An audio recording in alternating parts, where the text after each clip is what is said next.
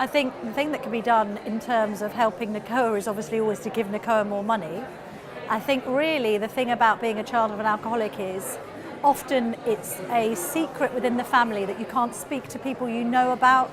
You don't want to betray your parents, you don't want to have conversations at school, you don't want to get your parents in trouble.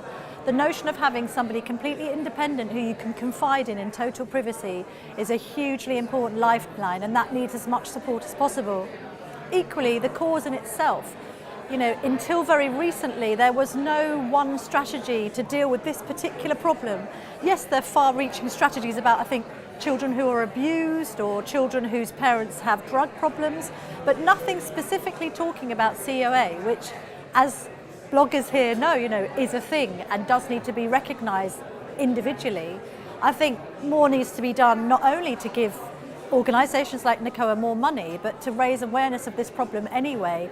And the problem with that is that there's a social aspect to it as well as an addiction aspect. Yes, we have this notion that alcoholics are people who get up and have a drink in the morning and are drunk all day and can't function. There's also a problem in society of functioning alcoholism.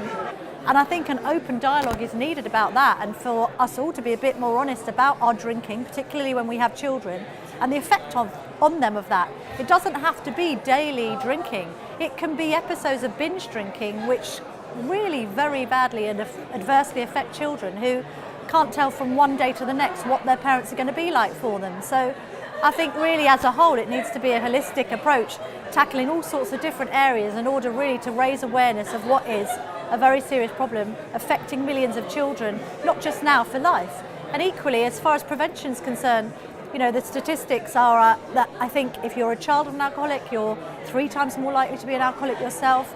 There's a burden on the NHS there that could be prevented by actually helping children younger, that they don't have to be affected by their parents' drinking, they don't have to follow in their parents' footsteps, and they can change things for the better. But they can't find that out without organisations like Nacoa.